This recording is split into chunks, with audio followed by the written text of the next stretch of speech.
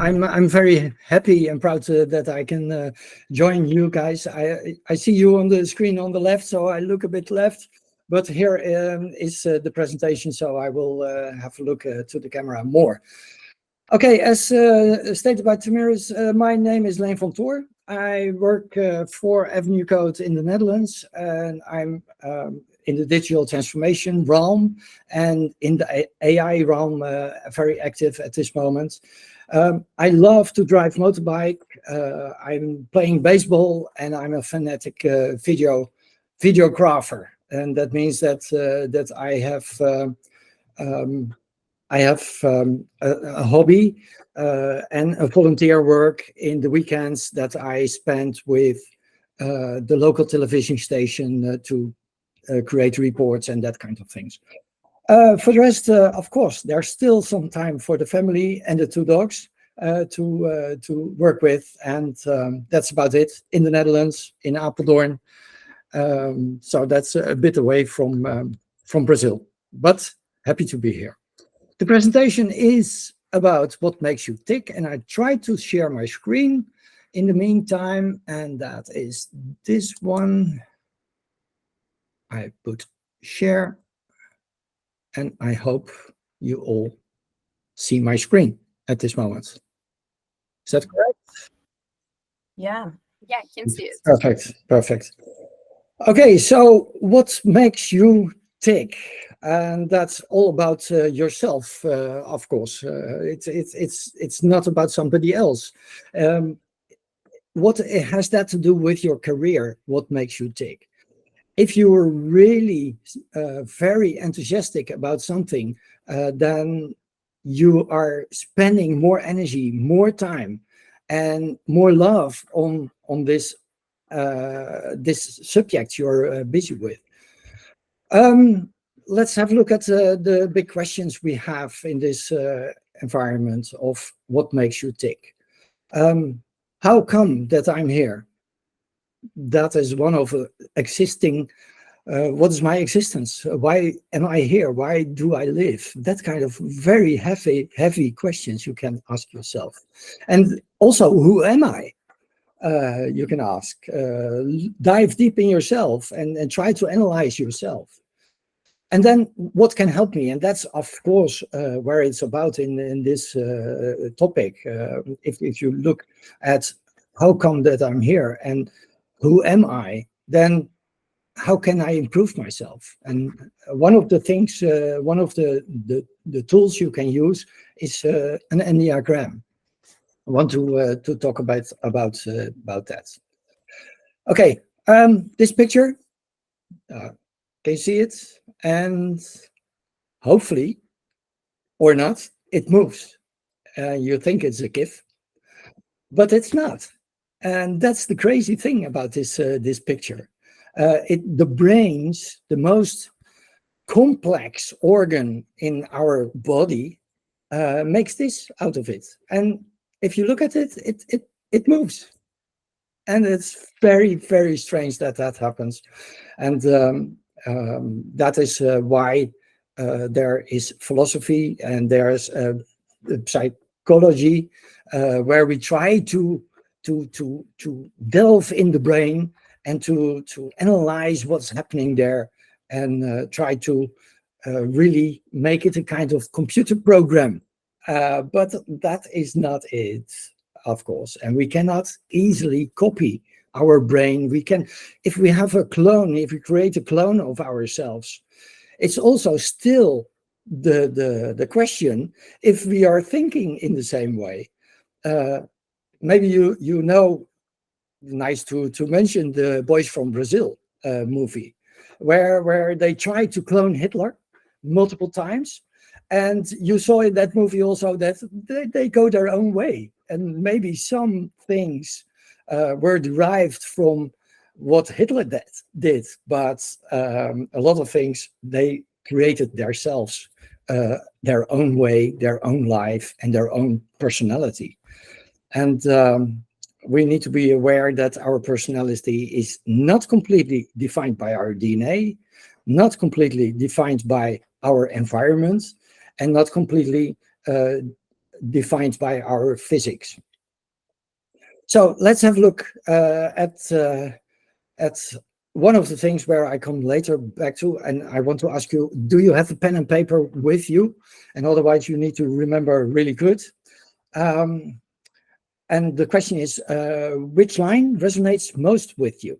So please take a moment and see which line most resonates with you.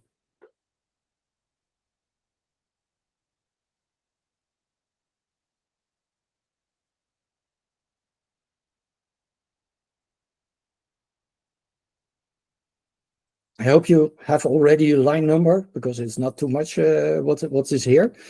And write that line number down, and it will come back later. This is a bit more extensive, a lot to read, so I created a recording for it so that I don't make mistakes in the. Do I have a voice or? Then I don't make mistakes in the presentation. So here is what you also need to find, which number fits best for you. So really listen carefully and read with me, with the recording. Or a message in my head, like a tape recorder, that continually criticizes me for what I'm doing wrong. Do I intuitively know what someone else's needs are, but have a hard time articulating my own needs, even to myself? Do I do all the things I do so that others will value and respect me? When I feel something very strongly, do I hold onto my emotions intensively for long periods of time, often replaying my thoughts, feelings, and sensations? When a situation gets emotional or intense, am I able to easily disconnect from my feelings of the moment and reconnect later at a time and place of my choice? Do I constantly worry, thinking about what could go wrong and trying to plan so these negative possibilities will not occur? Do I seek constantly new stimulating people, ideas, or events to keep life exciting and moving forward? Do I have a strong exterior, one that's sometimes intimidating to others, that hides a less visible but vulnerable interior? Do I automatically blend with other people's positive energy, but get quite distressed when I'm around negativity, anger, and conflict? Okay, that were 9 questions. And which suits you best? Where you think, yeah, this is my line. And of course, all the lines will fit one way or another, but there's one line where you say, actually, wow, this is one, and maybe 2, but write this 1 or 2 lines, write the number down. Okay, that's also for a bit of introduction, which come back later. But back to the question, how come that I'm here? It's the environment, colleagues, the chances I had, that kind of things. So the environment and our childhood, the 1 to 7 years, is very important to make us to have the basis of our communication in place, and the habits of our parents we copy more or less.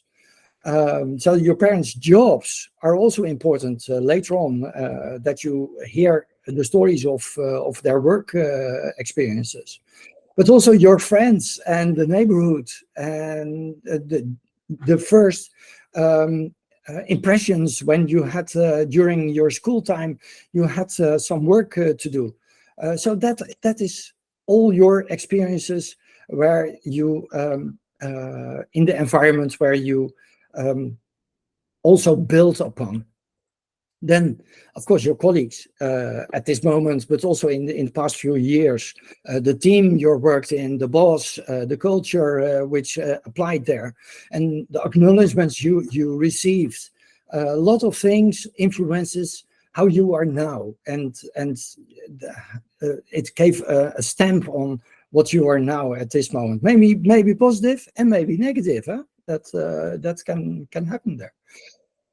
Also the chances. Did you get chances via advisors, via decisions you made? Did you make predictions of your decisions, of the chances you created, or you just live your life and go with the flow? And it's good to know how you actually grabbed your chances or not. So that's also depending on where you are now. And do you have your master? Yeah, that's often a question people ask. What is your education? Because then you're worthwhile. Well, it's a bit crazy, of course, to say that, because you're a human, and every human is worthwhile. But it was depending your education on the parents' choices. Maybe you did your own choices, but your parents' choice is maybe more. Maybe you can remember that you got your first choice to go to a certain direction. It's either the direction of your parents, one of the parents, or it's something they advised strongly because that's economically very good for the future, or it's something you really wanted. It's a big question mark. There's a lot of people who don't make their first education choice themselves. So the universities and studies, it's all important, but not most important, of course. Your moments of luck, of course, relate to chances, but there is a coincidence, and you run into a certain person, and at a certain moment, what kind of luck moments did you have? It's good to know. And how did you react? How did you take it?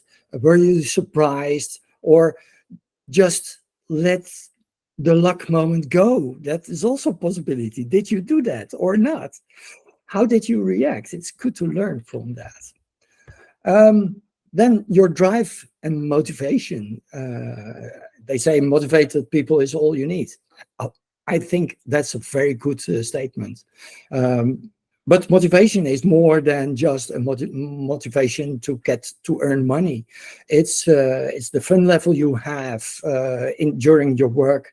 It's also the knowledge which you gained in the past few years. Can you leverage that? Can you work with that? Can you expand that?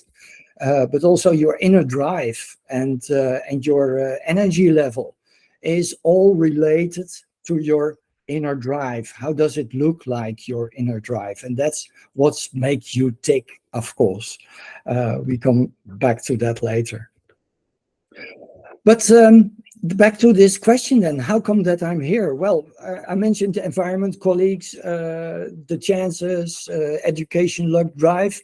That all brought you here where you are at this moment. And if you know that, of course, it's dependent on yourself a lot, but also all the other things.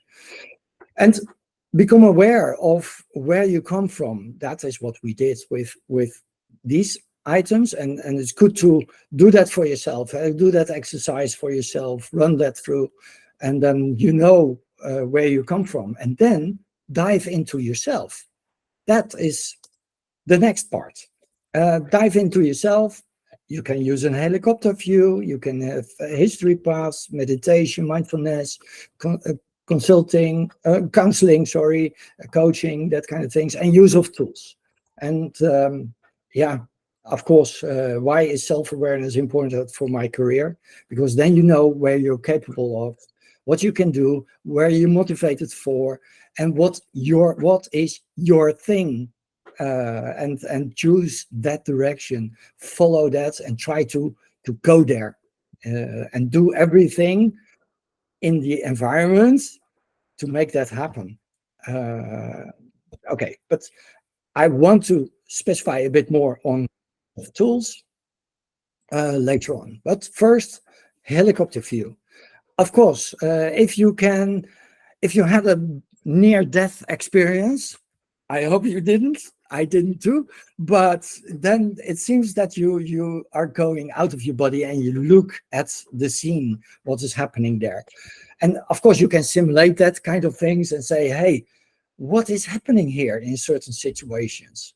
And how do I react in certain situations? Why did we have this clash during that conversation? And rewind that and redo that and look at it as of if you were looking at a movie. And then you learn from your own behavior what's happening, and you can analyze that, and you can draw some conclusions and learnings and say, next time I will do it differently. History path is something else that you really say, okay, what happened here? What were the choices in my mind which I made during this conversation? Or how do I react normally in certain situations? And what kind of typical directions do I take? And that are most of the time unconscious things, but you try to make it more conscious and say, hey, this is now the direction I take, and you can learn from that. Meditation and mindfulness is really close to each other. You see here that it's bringing the rest in your mind, in your head, and really go deep inside your head. You try to neutralize your thinking with meditation, and with mindfulness you're really eager to know what you are thinking and try to bring things to your consciousness. That's really a nice exercise. I like to show you this and just have a look. I'm going to play a recording of people chanting, "That is embarrassing," 4 times. After the 4th time, write down what you hear. That is embarrassing. That is embarrassing. That is embarrassing. That is embarrassing. Interesting. Almost everyone here heard "that is embarrassing." Listen again and watch the screen.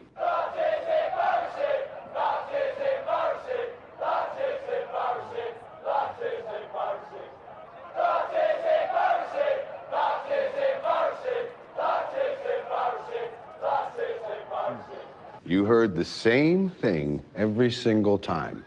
Our eyes and ears take in electrical signals which our brains interpret based on our expectations.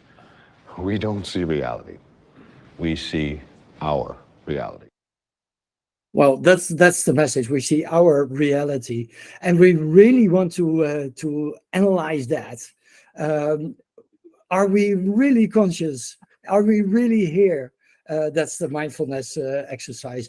Do that kind of exercises, and you know your brain is fooling you, and there's a kind of distortion happening in the signals you get, and you want to pick through it that, and you want to get the real thing. And okay, that's just an example. I'm gonna play a recording. Sorry, something went wrong with the presentation. Oh my God. Go back to this presenter view. I hope it doesn't start again. Yeah, okay.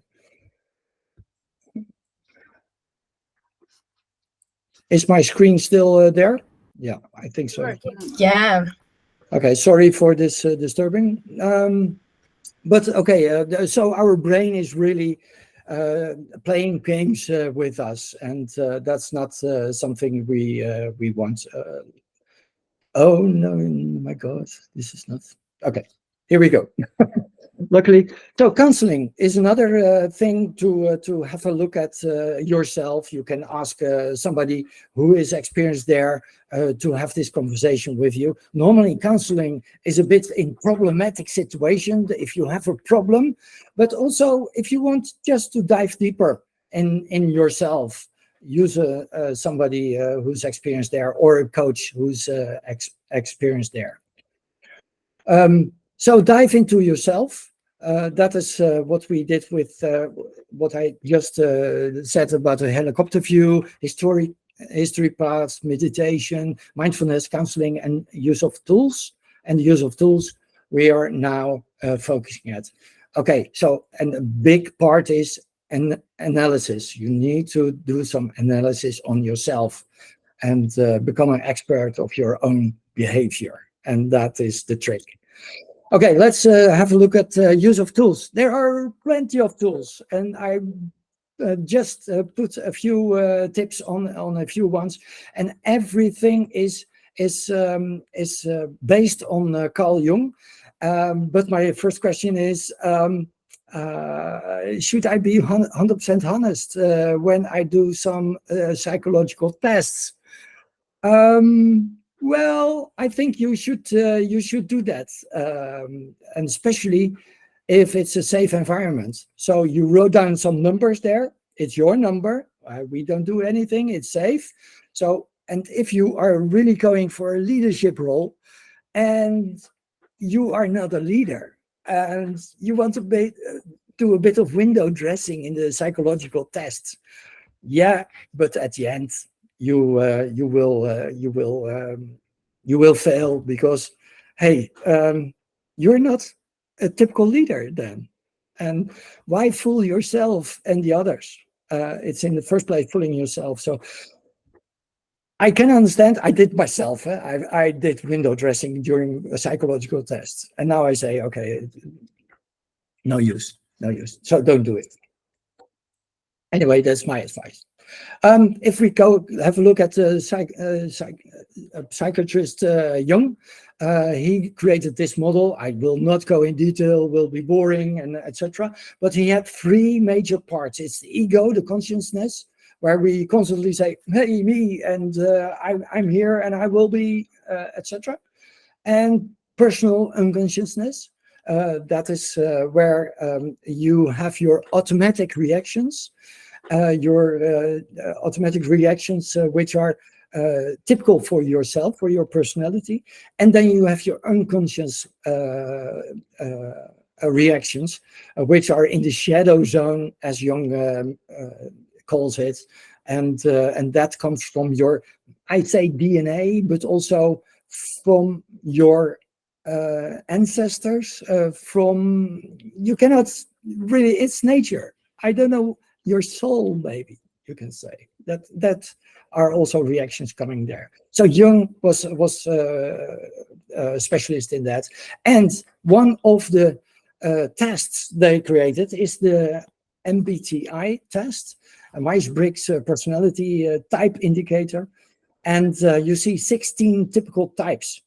And let's have also a very short exercise here. You have energy level, you have information level, decision level, and lifestyle. So what is the most, the best one for you on energy? Is that E or I, the left or the right side? And write it down. And on information, is it sensing or intuition? And on decision side, is it thinking or feeling? And on lifestyle, is it judging or perceiving? So that are 4 letters, write them down. And of course, if you do it quickly, that is the best. It's your intuition. Okay, I guess you have it. And that are the, sorry, I should have added that. And now you see your type already here. What is your MBTI? And if you type in Google MBTI with your 4 letters, you see a lot what is specific on you. And for me, I'm the performer. I'm the ESFP, and you can see what you are here. And very, very nice to do. But it's a very nice exercise. You can do all kinds of surveys there, or all kinds of questionnaires, sorry. And then you see also your personality, but hey, we did it already. There's a big five. We'll go there later. It's interesting to see. There are 6 management drives, and you know your numbers you had. Wrote down some numbers based on your what resonates most to you. That number is related to this color. And now you know your color. And especially in management drives, there are these colors. And if you look at the text which is behind your color, you see that it says something about what you want, what you want to achieve, and what your drive is a bit. And okay, that are these numbers. And if you see that as a perspective, you can also play around with that and say, hey, now I want to give a blue answer because that's needed. And if you're aware of this color scheme of the 6 management drives, you can play around with it. It's very handy for your career. Really, I suggest to have a look at that. Rose of Leary, will not go in detail here, is also a playing tool for yourself because there's a lot happening. There's this symmetric approach. So if you are leading a conversation, say, I like to have a coffee, Charles, and please, are you fetching it for me? Then the dependent person can say, yeah, okay, I will do that, and I work together with you. But it can also happen that you're on the left side and that you say, hey, Charles, give me a coffee. And that is not really in cooperation. So that's on the left side of this Rose of Leary. And then the partner will say, oh, you think? No, I will fight it. And you can play around also. If you're aware of this kind of communication, play around with it, and it can help you. Then Belbin team roles, have a look at it. There's not enough time. I just want to focus a bit on Enneagram, which I think is the best. It's more than 2,000 years old. Let that sink in. So it's not something from the latest period. It's developed in the past decennia, and it's really, really useful to work with. It can help you to analyze your own inner thoughts, your inner drive, what makes you tick. You can analyze that using the Enneagram, and you can also learn from it. You can learn because that are the inner lines there. You see in this picture, these inner lines here. They will help you to guide to being a better person, better communication, more successful. It really helps. Okay, develop and grow it later. You had also wrote down, based on these sentences which were in the audio, a number. And this number you are. First glance, of course, it can be wrong, but hey, that number, what's read, or that sentence, that question, what resonates most with you, and say it's a 3, achiever. I am achiever, and that resonates with me best. And also look at the internet and Enneagram and your number. Then Hannah also. Then you see a lot about your type of person, and also how you can grow in your type. And there's more to it. Of course, there's it's not a simple model. It is basically simple, but there's more to it. There's an action center, or there are centers, head, heart, and body centers. So you see those types. If you are, say, 1, 2, 2, 3, or 4, you're in the feeling center. You're in the heart center. You're sensitive, more or less sensitive person. And if you're in the head section, you have a lot of thoughts, and you use your mind power more than the others. And if you're in the in the body, in the spirit, in the gut center, in the action center, as stated here. You used your past experience to decide on immediately on things. So you use it's in your gut, this information and how it works. So then there are wings and connecting lines, which has to do with the growth and the learning you are about to go. I see that it's already time. There's also, and here it becomes a bit more complex. There are 27 subtypes. And my last picture is this one. The possible steps you can take. Oh, I hope I gave a glimpse of that. It's important to know yourself, to know your inner drive, what really makes you tick, and find that first. I gave some tools here to have a look at. Look at your strengths and weaknesses, and yeah, try to use the Enneagram to grow. Are there any questions? Wow, Lynn, I feel like I just left a masterclass on self-knowledge. So thank you so much for holding this amazing presentation for us here today. If anyone has any questions, please feel free to drop them on chat. But thank you so much, Lynn, for this amazing content that you have just shared with us. Don't forget, we still have more career week left. So we have more presentations today and tomorrow. We hope to see you there. So thanks everyone for joining. Thanks a lot, Lynn. Thank you. It was a pleasure.